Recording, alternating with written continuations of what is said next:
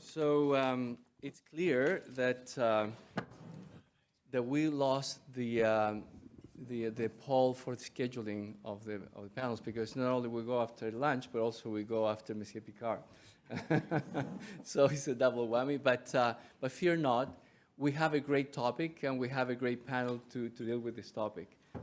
And and perhaps this is why Jason and I get along so well, is that we think that the intersection of science and policies is very important. These are two worlds that kind of develop in parallel and often don't have a common language. So every opportunity that we have to have a dialogue about science and policy, I think is a very important one. I believe so much in that I teach a course about that at the University of Toronto, the role of science in public policy. So congratulations to Life Sciences Ontario and to Jason for fostering this conversation about policy and science. And I really would like it to be a conversation, so we'll give a lot of time for questions from the audience and to shape how this conversation goes. And the timing for this is also quite propitious, having the federal government having announced a chief science advisor, and also the provincial government having done the same. So before we go any further, let me tell you who our panelists are, and then we'll talk a little bit about the format, and then we'll get into it. So we have first Allison Barr. Allison is the director of the Office of the Chief Scientist, a long-term civil servant as well. I won't embarrass you by saying how long we've been knowing each other, but it's, I think, quite an important development of the Ontario government to be doing this at this time. And we have Serge Marchand. Serge is the scientific director of the Fonds de recherche du Québec, Santé. And Quebec is out front of this issue of chief scientists, so perhaps when we go in the rounds, we'll start with you, Serge, to tell us some of the things Quebec is doing. And we have Ian Stedman, who is a board member of the Canadian Organizations for Rare Disorders. We just had a broad conversation about the healthcare system, where rare disorders is certainly an important part of it. And so we'll have a very conversation about the policy landscape at the federal government and the provincial government, and how this is shaped now that both have chief science advisors. So and the format is going to be, we're going to do about 5 minutes each, and then we'll have questions, and then we'll have questions from the audience. So for my 5 minutes, I would like to talk a little bit about the backdrop against which these developments are happening. Because context is important, and context sometimes change the way things evolve. So the first thing I would note is that we live in interesting times. And there is a rise of alternative facts. There is an erosion of trust on institutions and science, etc. And there is a disintermediation of gatekeepers, such as the media and others players. So what effect is this having on the public view of science in society and on the public view of science literacy? I think this is an important question. And I think it's an important question for companies that work in the space of science, and also it's an important question for government that work about science policy. So, and it's an important question for organizations like the Science Center where I work, because we're about science literacy. Because as Mr. Picard said, if we don't start early, we're not going to get the kids to be the innovators that are going to work for your companies. Because if they drop math and biology or the other sciences in grade 9, well, they're not going to be taking the careers that would allow them to work in the industries of the knowledge economy. So this is, I think, a really important point.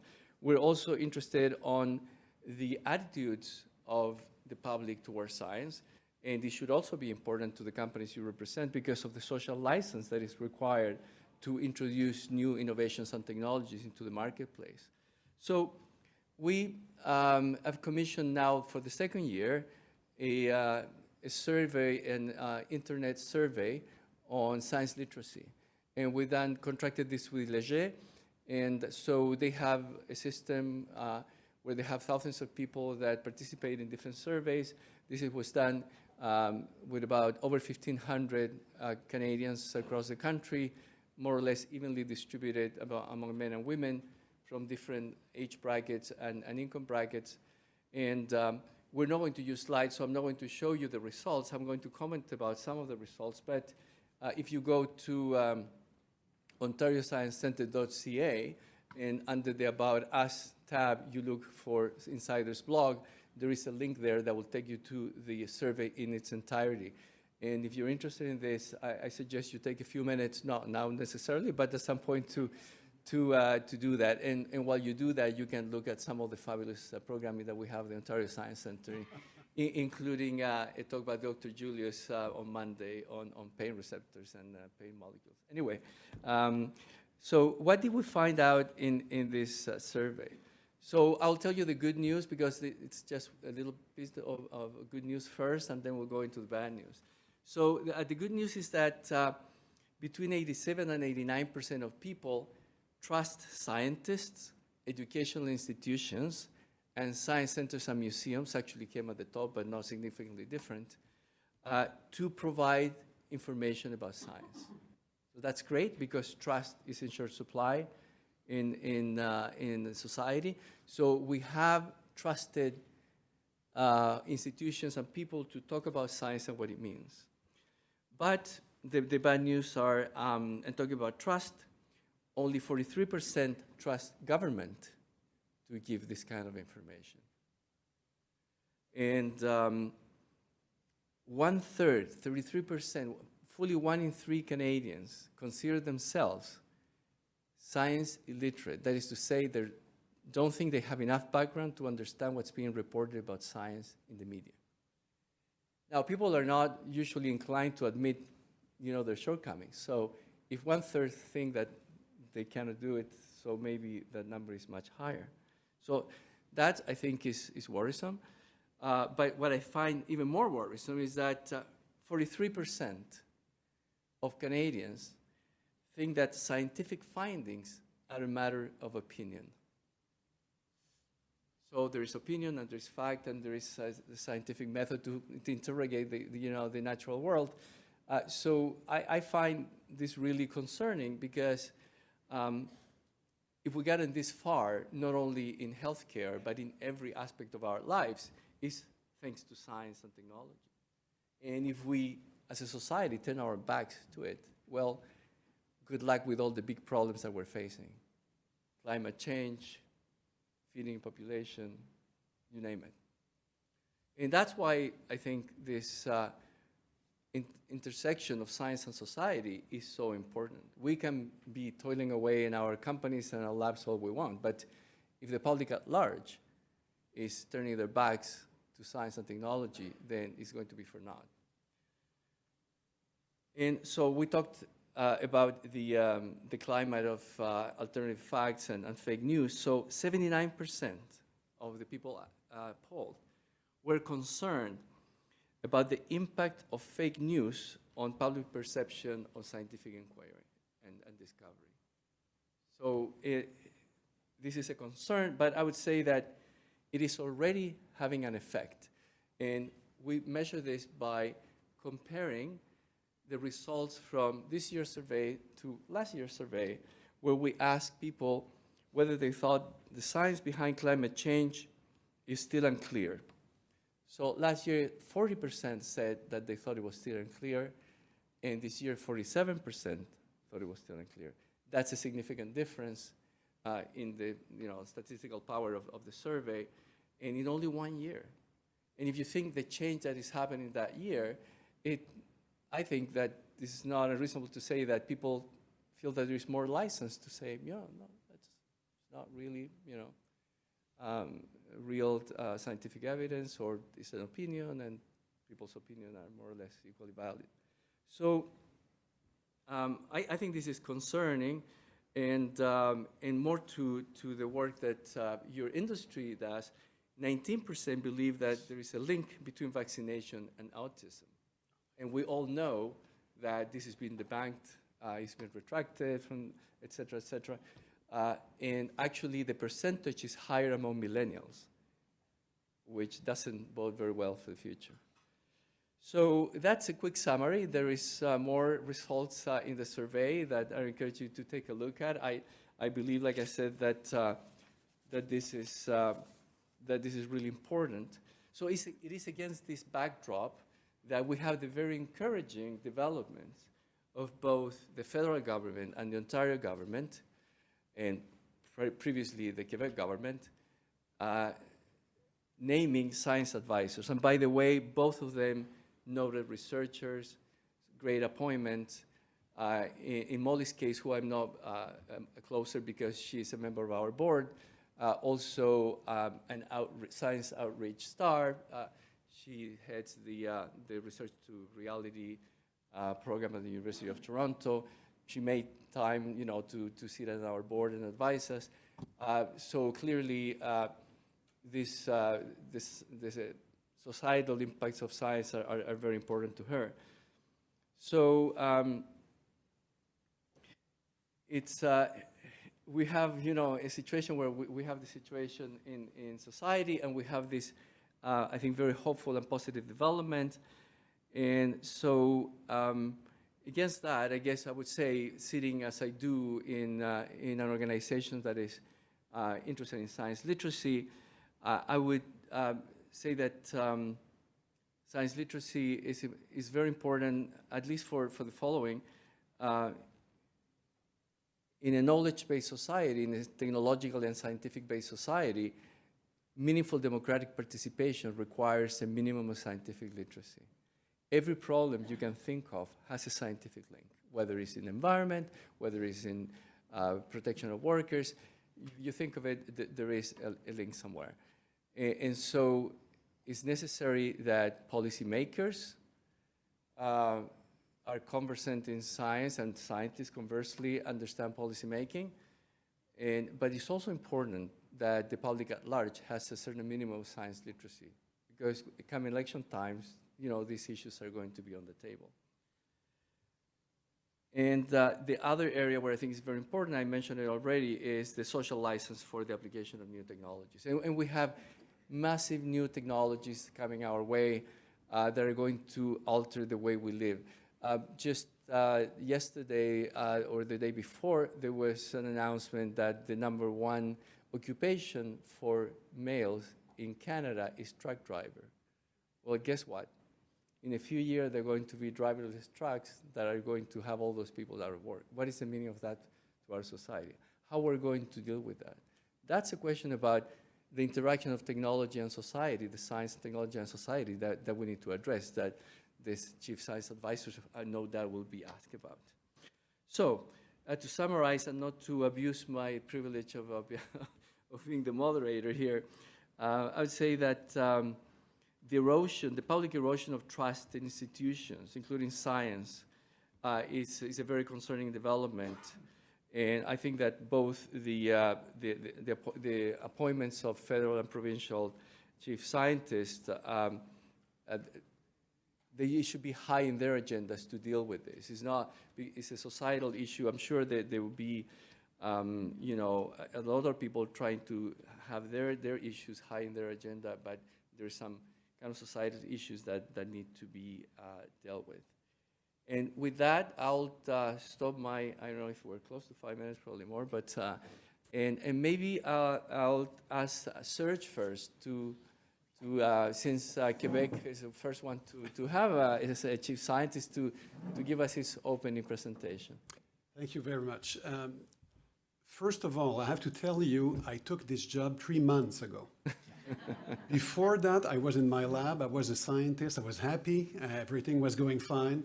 No, honestly, I just want you to know that I just arrived here. Just to give you the short history of what's happening in Quebec, I will say for the last 50 years, we had this Quebec Research Fund that was working well. And there was the health one, and there was one in nature and technology, and there was the other one in society and culture.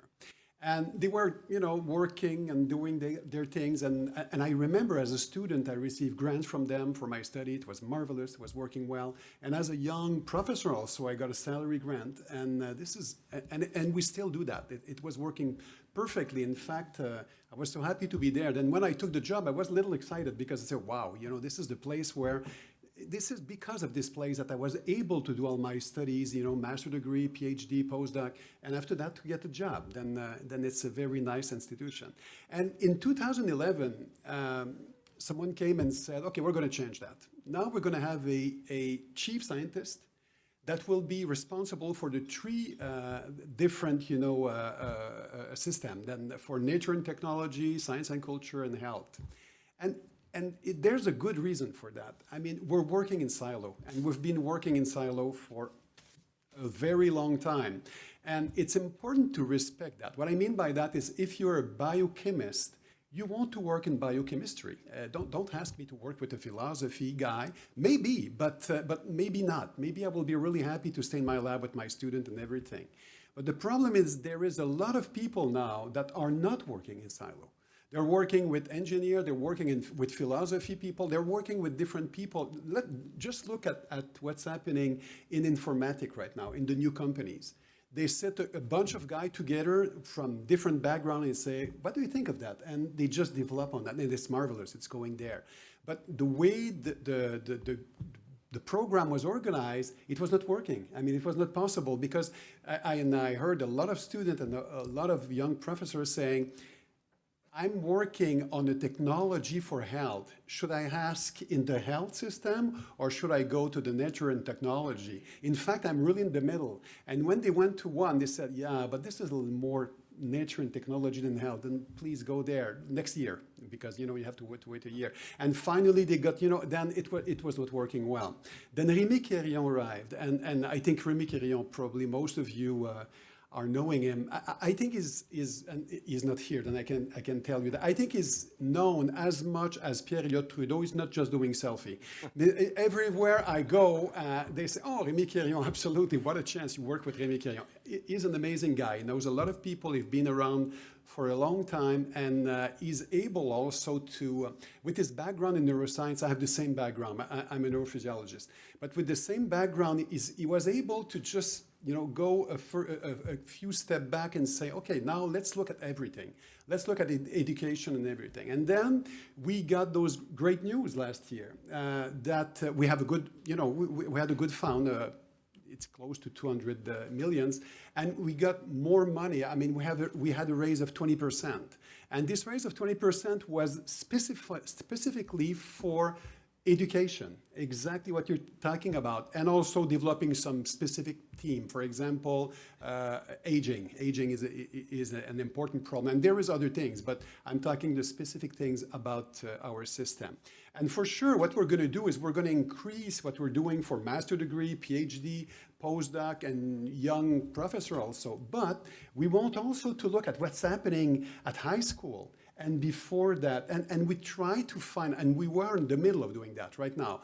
How can we invest in that as a research group? Because we don't want to put all the money there because education should do it also, but we want to encourage them to do that. And the good thing, and what I see, and I'm a really positive person, and after that you can say, no, okay, it's really nice, Serge, but it's not working this way. But anyway, what I see from inside, I've been there for 3 months, as I said. I talked with, I don't remember how many ministers recently, because we went to Quebec a few times. I sat with them. I saw people asking questions about science. It was really funny because we went to the Parlement, and there was a bunch of people in politics sitting there, and we were explaining how we see science and what we want to do. And there was hand raising and say, when I go back to my city, for example, I have questions about what do you do for this and that. then it was not just a bunch of people telling us, you know, be careful, we don't have enough money. They were just asking, what can we do with what we have? Then I really think that to have a chief scientist is important. And I will tell you why. Because if you're a minister and you have all those people coming to you and say you should spend your money this way, and you have one person in science at least that you can go knock on the door and say, you know, I have a problem, I need an answer rapidly. And this guy knows hundreds of persons in science. He can go there and come back and say, you know, based on what we know, I think you should go this way. After that, for sure, they will decide on politics also. You know, there is a lot of, but at least you know that there is at least one person in a group of people with this person that can answer rapidly. And that's the feeling I have then, because I was really scared to go there, because from the point of view of a researchers, it's the dark side when you go on this side. And I went there, you know, and the people were looking at me and said, are you going? He called us to tell us how it's going. And finally, it's not this dark. It seems that there is possibility to influence what's happening. Now, how much, I don't know. I will know in the next years. But at least when I talk with Rémi Quirion, he tell me, yeah, for sure. I mean, I've been asked about how should we invest, where should we invest, how should we do it? And it's not easy, because he said, contrary, in science, what we do normally, if you ask me a question, I will say, okay, give me some time. I will do a literature review. I will work with my student. I will call a few colleagues and say, no, we need that for tomorrow. Say, oh my God, are you crazy tomorrow? No, I'm not crazy. I have to take it's a very important problem. There is dogs biting kids in Montreal, and we want to know if we should ban it or not. Then they call Rémi Quirion for that. Then if you ask yourself what is called for, almost anything that could have a science around it, then that's probably the difficulty. Then he said the last thing you want to do is say, oh, we don't know, because they will say, okay, that was not really helping. Say, okay, I don't know, but give me a few hours. I will try to find someone who should know about that, because we can talk between scientists. Then that's mainly the job we're doing, and we try to invest the money as, you know, in the best way possible. And I was hearing Mr. Picard, and I took notes, because I totally agree with him that you see all this money going everywhere and you don't feel that there is any change. And this is so frustrating. And we will try on our side in a way based on what we have as an organization to change that. And it's small step, but at least, you know, that's what we're doing now. Great. Well, certainly Quebec has led the way in this. And I would say also that having met Rémi and see the personality, I mean, the choice of chief science advisor is a really important one, a person that can galvanize both the scientific community and also the policy community. And so we'll go now to Allison, and who just fresh from announcing Ontario's own chief scientist, and tell us, you know, I know that you went through a very thorough process, that many different models were considered, and there was the question of science officer, science advisor. So what can you tell us about this great development, Allison? Sure, it's a pleasure to be here. So about a year ago, the Premier announced the creation of a new position of a Chief Science Officer. And so over the past year, we did consultations with stakeholders. We had ministers' roundtables. We had a publicontario.ca website, so the public could send us in their submissions. And actually, from the public, there was a huge amount of interest on the part of the public. We received a number of ideas. One of my favorites was that we should be appointing Spock as our chief science officer. The qualities were anyway. So that was there were some fun ones there. But over the past year, and we looked at a number of international models. So we had Sir Peter Gluckman, who heads up. There's actually an international club of chief science advisors, and Sir Peter Gluckman from New Zealand is the chair of that. And so we made sure that our deputy minister met with Sir Peter when he was. He also chaired a CIHR board. When he was in Ottawa, we met with Sir Mark Walpole. There are a lot of sirs, actually, with these chief scientists, who was the UK chief science advisor. They've had that system in place for 40 years. We we actually had the Obama White House advisor, chief science advisor, second in command from the Office of Science and Technology Policy. We did a roundtable with our stakeholders. Just a little note on that, they don't have one now under the current administration. And the office went down from 150 down to 25. So, I mean, say no more. And so what we learned from, from our consultations is really that we're now part of the club of chief scientists that are, and it's fantastic. We've got Mona Niemer, the federal chief science advisor, and Remy has paved the way in Canada. We're a little bit different. Our model is a little bit different from the Quebec one because ours will not be, our chief scientist will not be involved in funding decisions. So we did not go the chief science officer or CEO role. But what we have done is we really see this, and we've looked at it, it's more the Westminster model is looking at really how do you bring science into evidence or science-informed evidence-based decision making. So the idea would be that we're trying to actually coordinate science in the Ontario Public Service. It's never really been done before, like almost to create a cluster of the science-intensive ministries. So that's Ministry of Environment and Climate Change. It's Ontario Ministry of Agriculture and Food. I mean, if you look at those, if you actually look at the personnel in those ministries, almost 1/3 of the OMAFRA, of our agriculture and food, are scientists, like if regulatory functions, food safety. So, and then, all the ministries that deal with air, water, soil testing, Ministry of Natural Resources, our Ministry of Community Service and Corrections. Actually, we have 200 forensic scientists. It's the biggest forensic center in North America, way bigger than anything that is in the United States, by the way. So there is a lot of science that actually takes place in the Ontario government as when we were doing our consultations. So the idea behind this was to, I guess, there's 3 pillars that we see for the chief scientist. One is coordinating or helping to better bridge those worlds between science and also policymakers, because there's a translation issue. A lot of times the scientists don't understand how policy is made, and the policymakers don't understand the science jargon. And so the idea that we see this position as really being an interlocutor between science and policymakers. So we have very strong connections. We're building the position to have very strong connections with Cabinet Office and central agencies. And to that end, our chief scientist will actually report on a day-to-day basis to the Minister Moridi, Minister of Research, Innovation and Science. But because of the all-of-government mandate that we have developed, they will also report to the Premier. So it's important to have that all-of-government piece. And we think that as more and more as you get into multidisciplinary science, it makes sense to have that wide-ranging role.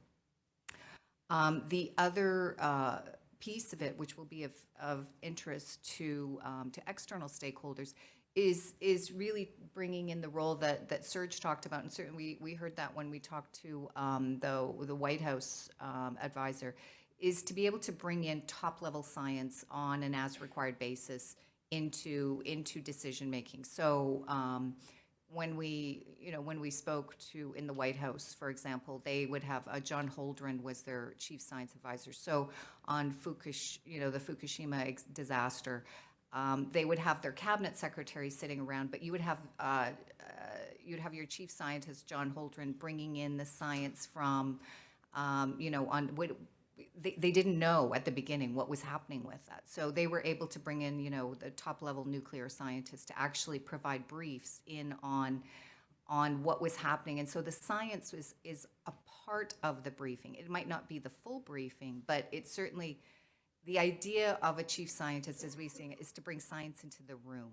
And so, on key decisions, it might be a health decision or an agriculture decision, but at least that the chief scientist will be the interlocutor and can bring in, when things are changing fast, to bring in that science. And the idea would be that, what we heard again in the White House is that they could, tap on Nobel laureates and say, okay, drop whatever you're doing. We're doing a briefing for the president tomorrow, and we need this information. And they would get it just based on the office, having the leverage of the office of the White House. So we don't necessarily, we're looking to probably set up something along those lines, having an external advisory committee that would advise the chief scientist and our minister on science. So that's the idea about bringing science into the government.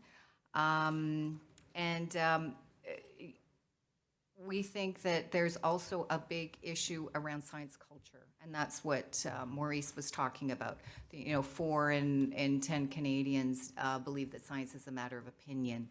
Quite frankly, those are scary statistics, and the beauty of having somebody like Dr. Molly Shoykett, who is not only a world-leading scientist in what she does, and she's she does commercialization. She spun off a number of companies.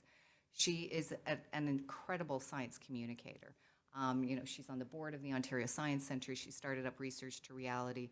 So that is another key piece of what we're thinking the role would be, is really promoting science culture and being a spokesperson and also promoting science to our youth. Like we see that. So I mean, big role in terms of what we've defined.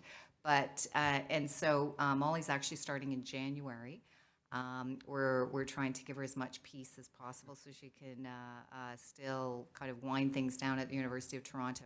But what we want to do is start building out her calendar and making sure that we can move forward with these things. So there's a lot of priorities. The big issue, there's a lot of priorities. So the idea would be to stream down a couple key priorities and work on those, and then move it forward. Because I think one of the issues is, and Quebec certainly outlined that, is building up credibility. Like, we've never had a chief scientist in government. So the idea would be that, she's going to have to meet with her deputy counterparts. Well, she's not a deputy minister status, but to the deputy ministers of the research-intensive ministries, really look at what are their key issues. How can a chief scientist help?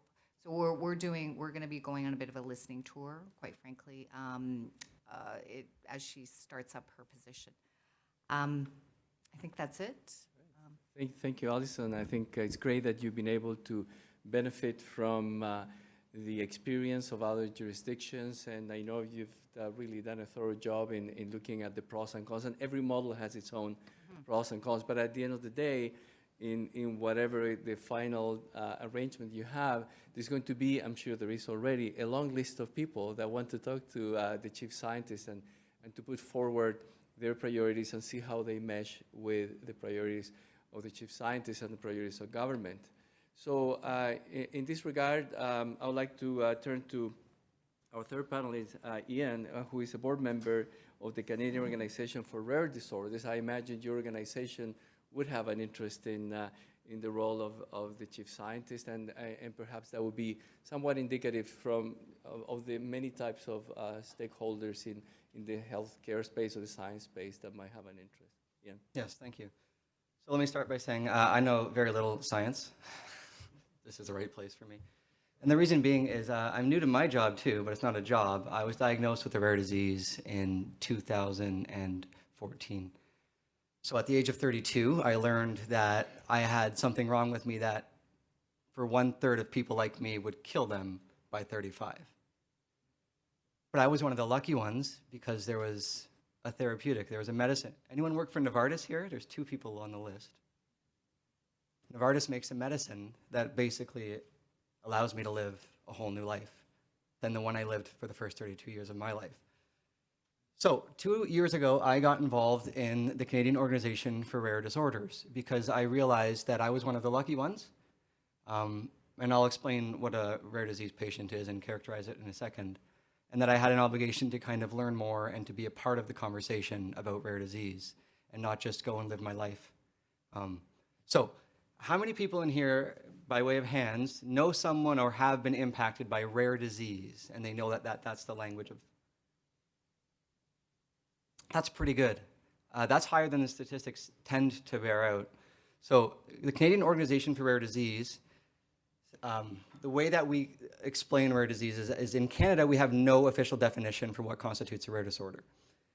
But it's generally accepted that it's something that affects fewer than 1 in 2,000 individuals. So in the States, their definition is 5 in 10,000, but they're just playing games with numbers. We figure that it's about 1 in 12 Canadians who are affected by rare diseases. There are about 7,000 and counting known rare disorders, and about 80% of them have a known genetic cause.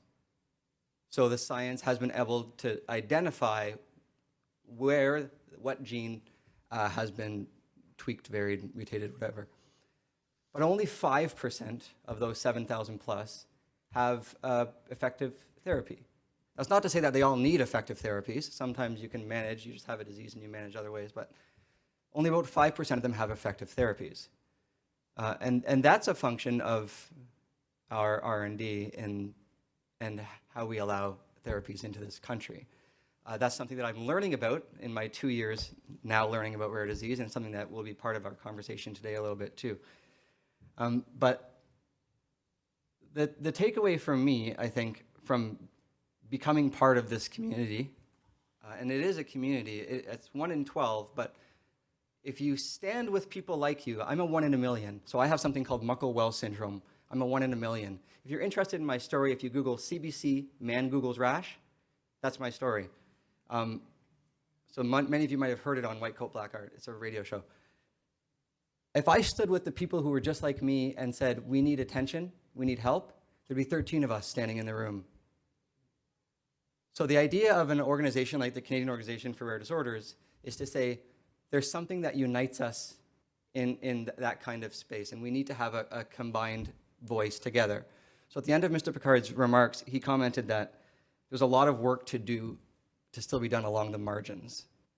So we kind of see ourselves as representing one of the many margins in the system, in that the story of rare disease is one of delayed diagnosis. I was sick my whole life. There's 7 or 8 different symptoms. I bounced around from doctor to doctor, 200 visits to my GP by the time I was 18, countless visits to ERs, never diagnosed. The person who diagnosed me was at sick kids the whole time, my whole life, but I was raised in Brampton and never referred to sick kids. So there's something about a healthcare system that didn't refer me to a specialty center. But we also have a system in this country where we don't have these kind of centers of excellence that they do, say, in Europe. They have European centers of excellence for rare disease. So they know where to refer someone if they have a rheumatological issue or a blood-borne issue. We don't have that in Canada. So there's a lot of infrastructure that's missing. But we also, once we get to a diagnosis stage, we have infrastructure missing around treatment, care, access to medicines, and access to therapies. And so I think my contribution to today's panel would be to say, when these offices get up and going, make sure that we remember to look into the margins and to see what's there and to see what those offices can do to help those people. There's a lot of really sexy topics out there right now. CRISPR is really interesting. That's going to take up a lot of attention. Artificial intelligence and genomics is really interesting, and that's going to take up a lot of attention. But if you have a patient group that is kind of left to the side and ignored, that does something to the system as well, right? That impacts in a negative way all the good work you're doing, because there's a big chunk of people that you're neglecting. And in our system, I think it's important to remember that they're there. So I think I'll stop there. Thank you, and thank you for taking on this role to remind us that science and healthcare is about people, and in many different situations, and there is an obligation in society at large to look for not only the most vulnerable among us, but the ones that are affected by diseases that are not the common run of the mill. Let's do another round of questions, and Serge, let me ask you, I'm sure there's been a lot of communication internally, but if you were advising a province to set up a chief scientist position, what are the things that by all means do this and don't do this other thing because that didn't really work so well? Lessons learned, I guess. Yes, I'm just learning that, but there's a few things I saw that I think are really important. You need someone that is well known in his field. I mean, you need credibility at the beginning. It's really important. You don't take, a youngster and say, you will be chief scientist. And even if the person is very good, you need someone that will go to the government and will talk with people and he will say, oh, okay, yeah, then it's Rémi Quirignon. I mean, we heard about him. He got prizes and everything. Then you start with that. And after that, you want to be sure that you heard. I mean, you need an entry. I mean, it has to be clear. And I think I will negotiate that at the beginning. And for me, it will be, it's that or none. I mean, it's not just, okay, we're going to build it. No. We're coming, and are you opening the door? Can we talk together? Is it open on a regular basis? Yes, okay, then we're in business. And for some reason, I think it's the government who came to the FRQS, to FRQ, to say, we want to have a chief scientist. And I don't know where the idea came from, but then in this way, the door was open. And this communication for me is mandatory. And as I said, I've been there for 3 months, and I had the chance, yesterday, I was sitting with a, comment on dit un sous-ministre en anglais? Deputy Minister, to talk about the problem we have with some research center and things. And honestly, I had breakfast with him, and 15 minutes after that, I was calling a few people, and we're going to go do something next week about that. And this is amazing. I'm not the chief scientist. I'm just one of the scientific director. Then this is the kind of opening you need. Because if they say, yeah, you're the chief scientist, and they say, yeah, talk to us, that's really interesting. I'll think, thank you very much. Okay, next. Now we're going to talk with the person who's responsible for the water or whatever. And they just take note, and I think it's not going to work. And this is a very important part. And they have to trust you, and the trust come by, okay, we're going to listen to what you say, we're going to move. And it's a good move that, oh, wow, we're going to call this person. And I think this is, trusting is, trust, I think is really important. And you start with that, and you hope that you do good advice for, at least at the beginning, do the best advice you can, and ask a lot of people. Then this way you will build more trust, and after that it's going to work. And I think it's and when I talk with Rémi and I ask him what is the most important thing for you, and he said it's trust. It's really that. I mean, we're based on that, because for the science in Canada, we have a lot of very brilliant people. There's no question about that. And if you need an information, you can find it. There is a genius somewhere thinking about that every day. Then it's not difficult, but you need a way to go there. And also you have to talk to the public. That's another thing. I think you really need, Rémi decided just before I came, he decided to do this web thing, asking everyone who wants to talk about it, what should we do about this problem? You will be surprised what we receive. And the best answer we received was from the periphery, people who are saying, we don't have an university in our country, but we would like to have this service. This way we can help our kids to love science. And we said, wow, my God, this is making so much sense. It needs to come from the base, then you also have to do that. I think that Ontario definitely got the message of the credibility, because I think Maurice is an Absolutely. inspired appointment. So that's great. But Allison, in a way, Ontario went in a way somewhat different from Quebec, in that there is no purview of the I understand from what you said, of the scientific advisor over funding for science.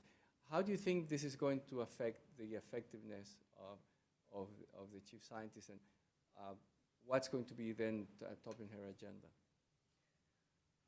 Well, I think the issue is we took a conscious decision to keep the chief scientist out of actual funding decisions, because what we wanted was to provide an oversight function. So to look at the research funding enterprise from a strategic level. And in fact, if you look at the news release, we talk about helping to put together a strategic research agenda. So really looking at how do all the pieces fit together. And I think at the federal level, they're grappling with this too, with the Naylor report. They didn't really, David Naylor didn't get into a lot of recommendations, but there are a lot of funding agencies. And so the idea would be to see how those fit together, and then what also the science that's happening in the Ontario government. So we really see it's kind of up here in terms of the oversight. Yeah, and by the way, I agree with that approach. I think that if the chief scientist was deciding on the funding, it would be lobbied very hard by the former colleagues from all the universities, and it would take away from the attention to the science and policy interface, which I think is really critical. I think that in Ontario, universities do a pretty good job of lobbying, for funding. Notwithstanding, the issues raised in the Naylor report that need attention. But in a sense, it's a bit of related but different problem, and there are different approaches to do that. So I think some people may be disappointed of not having that internal lobbying in the government, but I think that separating the two is not a bad idea. And Ian, how do you think that this kind of position would have helped is the access to the right care in your case, or in case of people with rare diseases? Or what kind of government policy action do you think it would be important to help people with rare disorders? Yeah, I think in my case it was pretty unique. I don't know whereas there's much that this position would have to say about navigating the infrastructure of the system, maybe helping out with the science behind diagnosis and giving people the tools to get earlier diagnoses, but that's going to happen with genetics and genomics, right? I would say that the biggest thing that our community, the rare disease community, is kind of trying to wrap our heads around, and we don't really have any answers, is the federal decision, albeit not the provincial decisions, on an orphan drug framework. So for those of you who in the room are with pharma, you'll know all about this stuff. The question of why do we not have special incentives for drugs for people with rare diseases so that we can get them into the country and get more therapies to people?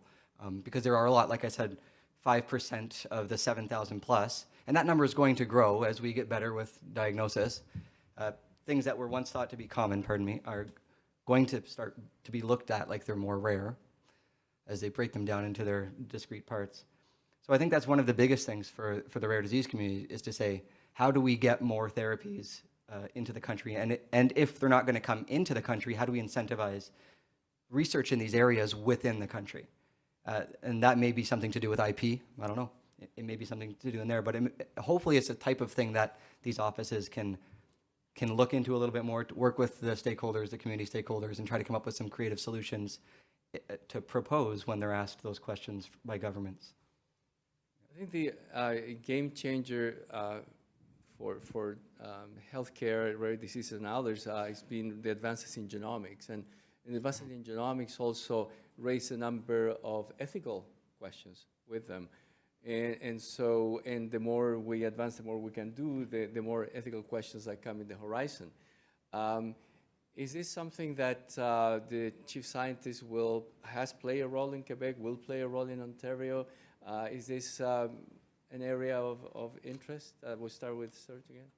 I think you don't have the choice. I mean, the problem is it's a dangerous field, because as you said before, and I think it's really important, if you talk to the population, if you have a journalist, for example, and you explain something, and you talk about genomic and CRISP and things like that, what will happen is a piece of information, even a real piece of information, can come out and be interpreted, and after that, it's started. For example, a vaccine can cause autism.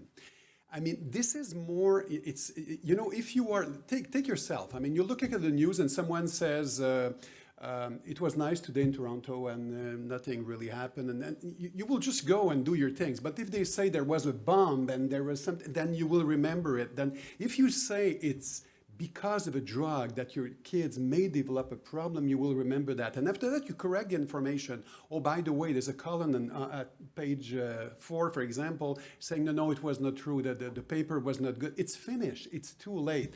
Then it's a very tough part. I mean, as a scientist, we are asked to talk about it, but at the same time, it's thin ice. But you cannot just say, no, we're not going to talk about it, because people will say, oh, that's because of, there's another person explaining it, and it's a non-scientist person, it's going to have a lot of fun explaining it.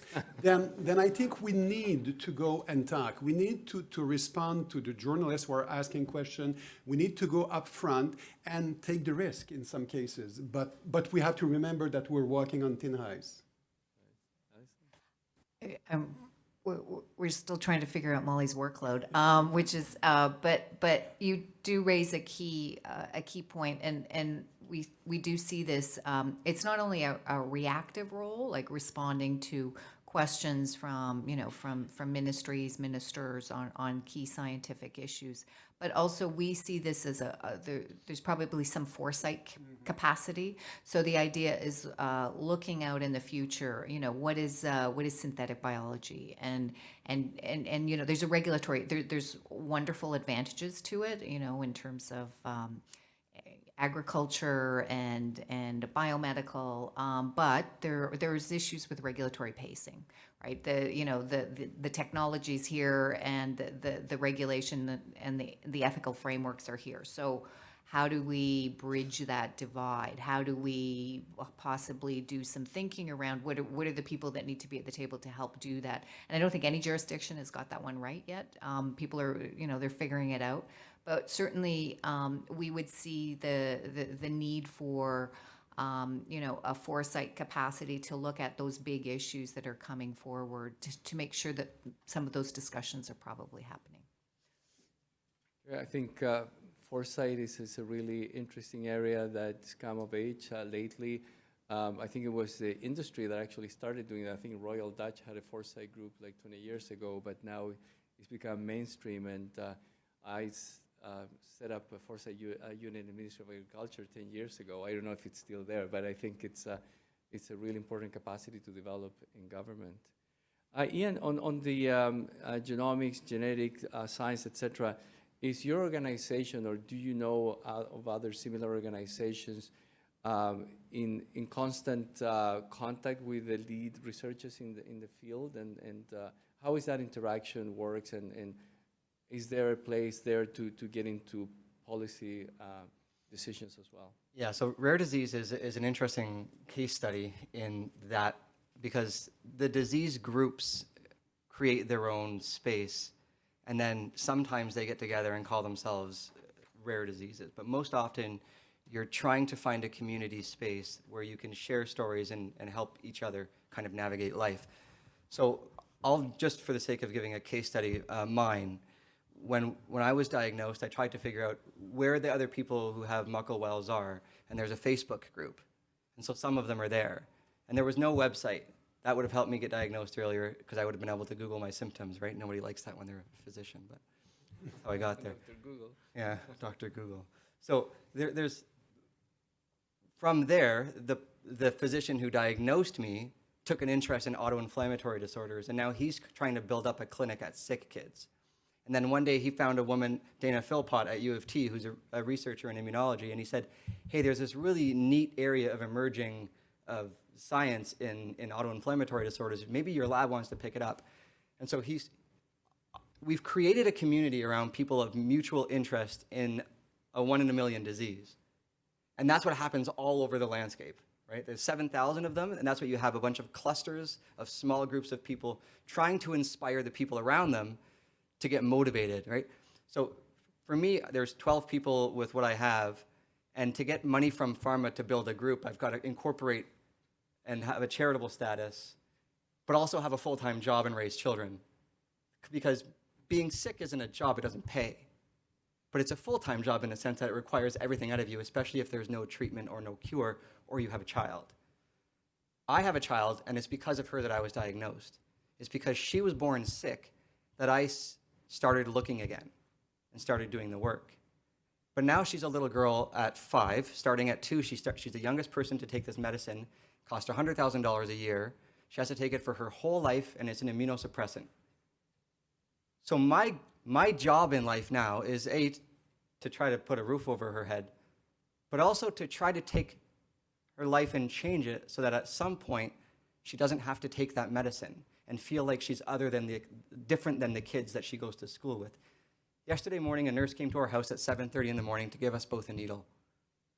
And then she goes off to school for the day. And she tells all the kids, I didn't cry today. And then when I go to do things like this with cord, she says to me, Daddy, do I still have to take the needle? I know you're out there trying to talk to people about this medicine. Do I still have to take the medicine? So to kind of reel it back in, the story of rare disease is an individual pocketed story where we're trying to find a common voice. So all those little spaces exist where I know the 2 or 3 clinicians, I know the 2 or 3 researchers, I know the other patients because we found a way to connect. But there's no real loud voice behind it, much of it. But thank you for reminding us that at the end of the day, this is about people's lives, right? And improving them and making sure that disease doesn't affect us in a way that we cannot deal with them. I propose that each one of us gives kind of a closing statement, if you like, and then we turn it over for questions. We have a little over 10 minutes. I'll be very brief. I'll pick up on what Serge said at the beginning. Interdisciplinary approach is really important. Every time I've worked in a problem where other views have brought into bear, you learn more, you find better solutions. Reality is not siloed. We have physics, chemistry, biology.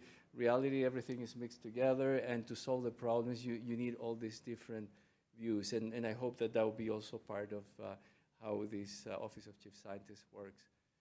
So any final... I will say that independently of what you're doing, because for me it was a very important shift in my life, going from the lab, as I said, to this job. But my advice will be, and I will try to do that, I will say stay a scientist. Just keep the fact that you are a scientist, now looking at science and trying to help everyone who's doing science to do it better. And when I hear a story like the one you're saying, as a scientist, I will say, my God, there is probably something to do about that. And I'm a neurophysiologist. What is the part? This is the way we should look at it. And if we do that, as you said, we're going to work with everything, with all what we have. Because the problem, if we try in silo, we will say, oh, but Alzheimer's disease, there's a lot of people suffering from that, and let's put all the money there. No, I mean, everyone needs a treatment. Then if we stay a scientist, we will listen, and we will say, okay, yes, okay, remember, Serge, rare disease is important also, and please try to look at it. Merci, Serge. Allison? It's still early days for us, but certainly just based on our research, our consultations, and what we heard, what we're trying to build with the chief scientist in Ontario is really to bring science into the room, to make sure that science is at the table when decisions are made. Those decisions, a lot of those decisions are driven by politics. There's all different values that are around a table when decisions are made, but we just want to make sure that science is there and that it's part and policy of the decision-making process. Thanks, Ian. I think for people like me who are outside looking in and have softer voices than maybe the more well-resourced do, I think our hope for those offices, for your offices, is that it sounds like you're going to be very busy answering questions. And you do have to report in to the ministers and the premiers. I think our hope would be that there's still time to ask questions, not just answer questions, of the people out there with the softer voices who aren't necessarily always heard, so that we still have a space in your offices for our voice. And I think that would be what I would want to take out of today, is just to remind you, don't get so busy that you forget about the people who aren't part of the everyday. I will tell you, just a second, I think it's really important what you're saying, and I will say, knock at our door and do it, the squeaking wheel, get the oil. Right. I think it's important, knock at our door and say, please remember that we're here. It's important because, as you said, they're going to keep us very busy. I mean, it's crazy. But at the same time, I mean, you need to, sometimes people have to tell you again, do you remember that? And hope you will do it. So we could go on, but I said at the beginning we want this to be a conversation and we want your voices on this. So please, questions over there, yeah. Associate Vice President Research at York University and a fellow pain researcher. So my question actually has to do with the speed of science and how scientists work and the speed in which society needs science. And so there's a huge disconnect between how a scientist approaches a research question. You know, we'll spend I've spent 12 years actually on one research question. And so then when we get asked for society, they need it yesterday. And I'm wondering, are you developing standards? Are the chief scientists, is this on the board, on the table, about how you can approach scientists? Because I think that just having a PhD, and you know, many of us in the room have one, doesn't necessarily mean we have the expertise to communicate the relevance to policy. And so while I love, and Allison, the concept of bringing the scientists into the boardroom, not all scientists should be there. And so what I'd like, and I think working collaboratively with from the academic perspective, being a university, being in the, you know, the Office of Research and Innovation at York, is there a conversation happening about how you can bring the right scientists in, how you can organize? We can quickly make decisions. You know, there are many approaches, like the Cochrane collaboration. I work very well, I have a Cochrane review that has this long process in which we make decisions to inform. But that's not fast enough, and I recognize that, I see that, but is there any movement at any level, whether it's the international body of chief scientists or at the provincial or national level, about how to get the right scientists in the room and how to give them guidance, standardized guidance about how to give opinions when you need it yesterday? Okay, so a couple points. When I say bring science in the room, I mean it would be Molly with the key decision makers. So for Ontario, but I you know, I mean, it will be a bit of an experiment for us in terms of how we, you know, draw on interdisciplinary science. But there are some interesting models around. I know the CCA, Canadian Council of Academies, that you can ask a question. Their new director has come up, because before it used to take a long time. You would put a question out there, a policy question, and it would take 2 years, and a big report would come out. Now they've got actually a process whereby you can put a question. A government can ask a question of the CCA, and they will bring in top-notch you know, practitioners in the field, academics. They'll workshop it, and you'll have a response in something like 3 to 4 months, which is fast. I mean, and you get a top-notch response in terms of the question that you've asked. I participated in a science policy one for Government of Alberta, and I think it was 3 to 4 months total in terms of the process. There are other ways. When I spoke to the chief scientist of Ireland, what they did is just because of their budget austerity.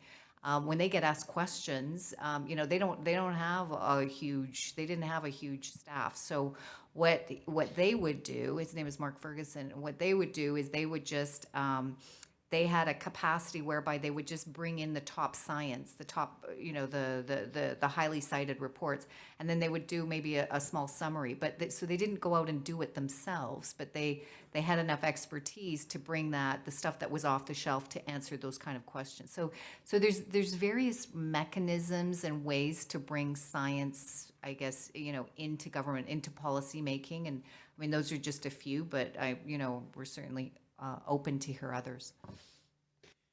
It's funny because last week we just, in fact, no, it was this week at the beginning of the week, we had this meeting on communicating science in Montreal, and there was journalists and scientists and people from different fields. And it was very interesting because they were talking about another part of the problem is if you take a scientist and you put them in front of a microphone, in some cases, it's going to be very nice. In other cases, it's going to be ugly because they don't know how to communicate. And I know I have good friends like that who, if you ask them a question about their science, I mean, you get depressed at the end of the answer. It's terrible. Then what they were explaining is there's two things. First of all, most university, I think, now have, they have communication, for example, but they also give some information to people. You know, they tell them, we can give you a brief way to talk about science, and that's important. And there's another part also. They said, why don't you invite scientific journalists also, because you know in journalism you have speciality and we don't realize that, and they say we need more of them. And you know, there was a discussion that in Quebec, and it's, I don't know if it's true in the rest of Canada, but we need more of these journalists because they know how to work on science question, even if it's not their field. Then, and also when we ask a question to a scientist, we don't ask them, it's not like what we do when we do science. If we have a question together about the pain treatment for chronic pain, it will take years, we're going to work on it. But we're going to ask you a question about something that you already know, but the population doesn't know. You know, for example, if I take this pill for chronic pain, I will get cured. Then you'll say, no, it's not this easy because blah, blah, blah. Then you know that's the difference. But you have to learn how to answer this type of question. I think it's very important. It's important to transfer it to the government, to the policy, but also to the population. And this is two different aspects. Yeah, I think part of this also is training in scientists understanding what policymakers need, in the public understanding what the answers that science give. So to be sure, this was not going to generally be research questions, go and find out, but they're going to be state of the science and the impact on policy. Policy is the art of making decisions with incomplete information and trying to see what the effects are going to have in the population. And I think science journalists play an important role because often scientific findings are reported as this is the latest truth, you know, to come down from the mountain. And the reality is not like that, right? And so for people to understand that science is perfectible but never perfect, and another study may give another information. So policymakers need to learn to ask the questions of the scientists to elicit the answers that they need. Scientists need to understand, you know, how policy works. And the public need to understand more about science. So for sure there is a big science education component to this interaction to be successful, I think. Other questions? Yes. Hi, my name is Lilian Wang. My dad actually is a scientist and my mom is a doctor. So it's a good combination. I really enjoyed this panel, and thank you, Ian, for sharing your very powerful personal story. I'm very touched. So my question has three components. So the first one is, how do you evaluate the effectiveness of the policy? You know, what are the evaluation criteria? And based on my operation background, so I always want to ask, you know, what is the balanced KPI scorecard? If there is, what are those KPIs? And then how do you prioritize it? And the last part is particularly tied up to Ian's story is, you know, understand from, you know, politician, how do we balance the short-term versus the long-term need? Because understand, you know, short-term we needed to make sure everybody get coverage, but at the same time, the long-term, we also needed to keep on innovation. I share a story. My boss, his wife, they all came from US, and his wife got most advanced treatment in New York before she moved here. And when she went out to see doctors, and they never aware there is this advanced treatment available in Canada, so they couldn't even tell her. So we lose the opportunity to get those treatment, because if we only, you know, think about one side of the coin is give the most, you know, valuable services, affordable services, but do we also miss the opportunity to get access for the innovation, most advanced treatment? So thank you. You're justifying the first year of work for the chief scientist. Well, go ahead. For the outcomes, I think it's really important. I mean, we are working right now on our, how you call that, plan développement anyway. And we're working on that right now. And it's the first time in my life, I know how to measure, for example, pain perception or brain imaging and things like that. But it's the first time in my life they say, okay, what are we going to measure in 2 years to say that what we are expecting from the government is going to work? And we have some proxy and some, you know, different aspect that we're measuring, outcomes that we're looking at. I mean, there's a series of it. In my case, I'm not a specialist in that, and I'm not sure if it's perfect, but I know that I've been working with the people who seems to know exactly what they're talking about. And I looked also at what have been done in the last year, and there are some measurement that you can do. And you can, at the end of 5 years, say, oh, this didn't work very well. We were quite sure it was the good, way to do it. And there are other things where we say, wow, this is working well. Let's invest a little more there because we have, then at least we have that. Concerning the short and the long term, this is a very important problem.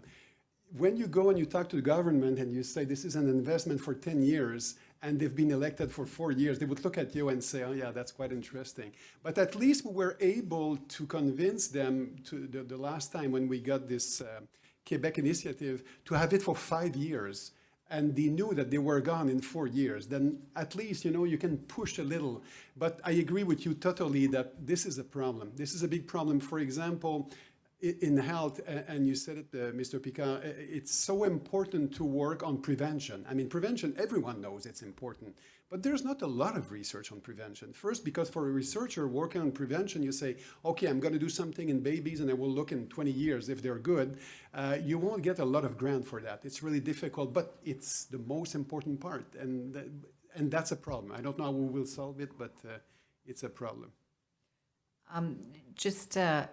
I think all three parts of your question around KPIs, outcomes, how to prioritize, and balancing short-term and long-term, it all comes down to establishing a plan, and then how well you're delivering on your plan, how you prioritize the different objectives in the plan, and how you measure success. But I've been in government for almost close to 30 years. I've seen measurement regimes come and go. I've seen many at the federal level. I spent a number of years in research funding, so I've seen Canada Foundation for Health. I've seen a lot, and I'm still convinced it's an art. It's not a science, and that we need, probably as government funding agencies, to really work with the the researchers on and develop templates together in terms of what success can look like. Because I balanced scorecards, and I just hear some of that stuff and I kind of go, ugh. This is research, right? You're putting in a long-term direction. It can go in, by its very nature, it can go in different directions. And measuring policy outcomes, think about that. That's not hard to do. So I really think that we have to think about these as more art forms than science. I mean, there's science in them, but I don't know. I'm a little cynical about it. Maybe I need to be convinced. There you go. We'll take Jeffrey's question, and I wonder if we're bouncing against time, so go ahead.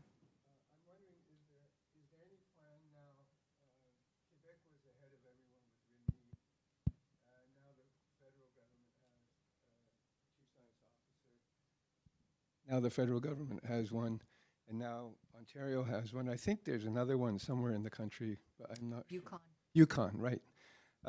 Are there any plans to get together yet, or plans to have a plan to get together? We were thinking that would actually make a lot of sense. I mean, there's the international, the INGSA organization that's run by Sir Peter Gluckman, but we thought that probably on a federal provincial level it would make sense. So that's something that we're putting together for Molly to take a look at, and maybe you can bring it home to Remy. Absolutely, I will. But also we have, for the scientific director, we have the it's called NAFRO. That's the acronym. NAFRO is all the different founding in the different province. Then we already have that, and it was my first meeting a couple of weeks ago, and at least, and it's for health science. It was not for all, the domain, but it was for health science. And I think it's helping because you hear, what other people are doing, and we try to look together exactly at what we're going to measure and different things like that. And it's already happening. And there's another one called the Founders. I don't remember the total name, but anyway, yeah, Founders Forum. Then we have another forum also. Then there are a few organizations, but I think we need also a chief scientist meeting where they have a beer and say, okay, let's do this. Clearly, we could keep going. It's a great topic. There's a lot of interest. We have a fabulous panel that has done a great job, but Jason is giving me the hook from the side, so we'll have to leave it there. Please help me thank our fantastic panel.